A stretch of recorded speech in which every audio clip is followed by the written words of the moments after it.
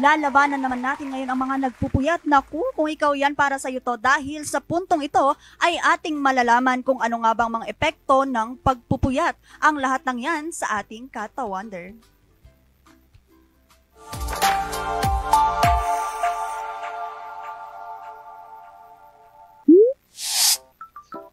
Okay.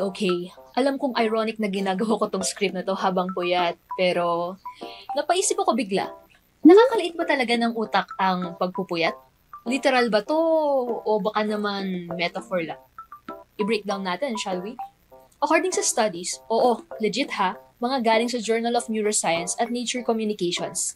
Pag kulang ka sa tulog, bumababa ang function ng prefrontal cortex mo. Yun yung mga parte ng utak na in charge sa decision making, impulse control, at syempre memory.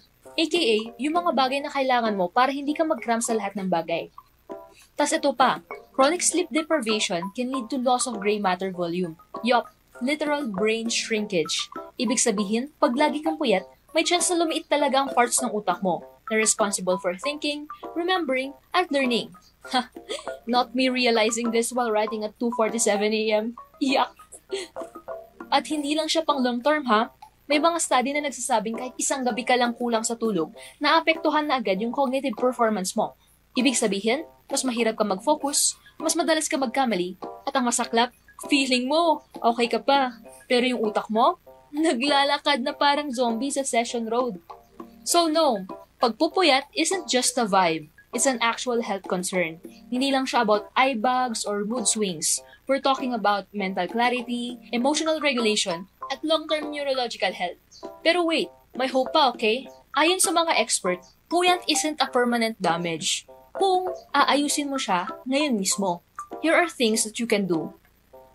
Una, mag-set ka ng consistent na sleep schedule, kahit weekends. At kung night shift ka or vampire ang body clock mo, okay lang, basta consistent pa rin ang oras ng tulog mo kahit pabaliktad ito. Pangalawa, avoid screen time ng 1 oras bago ka matulog. Yung blue light kasi na natatanggap natin from our cellphones or our screen ay nakaka-confuse for our brain. Kumbaga niloloko niya yung utak natin na umaga na kahit hindi naman. Pangatlo, ilimit natin yung caffeine natin after 3 p.m. Sakit sa loob pero totoo bes, kailangan bawasan mong kape mo. Ikaapat, create a nighttime routine para alam ng katawan mo na, uy, rest time na. So kung tinamaan ka ng script na to, wala akong sinasabing pangalan na, pero baka panahon na para ipaglaban mo ang tulog mo. Dahil ikaw lang ang makakapaglaban para sa sarili mo. May ganon? Ikaw lang makakapaglaban para sa sarili mo. Pero sabi nga nila, kakampi mo ang sarili mo. Totoo nga naman. Kung pwede, liliit Yung utak. Oy. Pero sabi nga ni Miss Angel, okay lang daw magpuyat, umiinom naman ng tubig. Pwede ba yun? Yun na lang pang sagip ko. Umiinom naman ako ng tubig. Kumakain naman ng gulay. Kumakain naman ako ng gulay, ng frutas. Oo. Okay na ba yun? Okay na yun. Basta, Okay na. tapos mag-ano ka din daw, mag-leave ka ng 1 hour na screen time. Tama ba, Tama Rowella? ba? Oo, no. Oo. Siguro, Mm-mm. talagang may medical Explanation. na ganun pala. Talagang, kaya pala ngayon, kailangan talagang hindi tayo nagpupuyat. Pero depende kasi sa edad eh. Di ba meron yung, syempre pag tumatanda, kumukunti yung sleeping hours natin. So depende siguro. Pero as much as possible, dapat kinukumpleto natin yung 7 to 8 hours na tulog. Sana all. Kung sinong nakakakumpleto niyan, sana all. Isa kang alamat. Alamat. Kung nasaan ka man. Kung nasaan ka man, sana ka. At